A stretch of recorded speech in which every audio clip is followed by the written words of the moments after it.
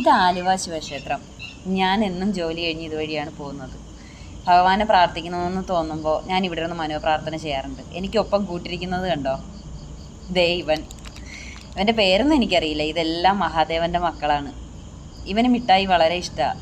ദേ 3 cover മിഠായി ഞാൻ already ഇവൻ കഴിച്ചു കഴിഞ്ഞു. എൻ്റെ കയ്യിൽ നിന്ന് ഇപ്പോൾ അതേ 4ാമത്തെ മിഠായിയാണ് മേടിച്ച് കഴിക്കുന്നത്. ഇവന് വേണ്ടിയിട്ട് ഞാൻ എന്നും മിഠായി കൈ കരുതാറുണ്ട്.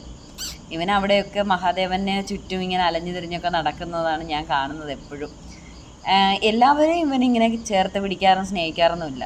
മിഠായിയൊക്കെ കൊടുക്കുന്നതായതുകൊണ്ടായിരിക്കാം എൻ്റെ അടുത്ത് അവനൊരു പ്രത്യേക സ്നേഹമാണ്.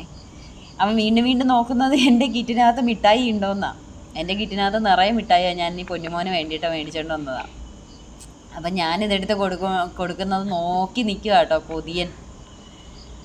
ഞാനിങ്ങനെ ക്യാമറ അടുപ്പിച്ച് പിടിപ്പിച്ചപ്പോൾ അവനെ എന്തോ എടുത്തുകൊണ്ട് പോകാൻ വന്നതെന്ന് വിചാരിച്ചിട്ട് ഇങ്ങനെ വന്ന് മുഖം മുട്ടിക്കുന്നുണ്ട്. എന്നിട്ടിപ്പോൾ അവിടെ ഇരുന്ന് തരും ഫോട്ടോ എടുക്കാൻ വേണ്ടിയിട്ട്. എനിക്കിവൻ വളരെ പ്രിയപ്പെട്ടവനായിട്ടാണ്. മഹാദേവന് ഇതുപോലെ ഒത്തിരി മക്കളുണ്ട്, കാളകളായിട്ടും ഇതുപോലെ നായ്ക്കുട്ടികളായിട്ടൊക്കെ.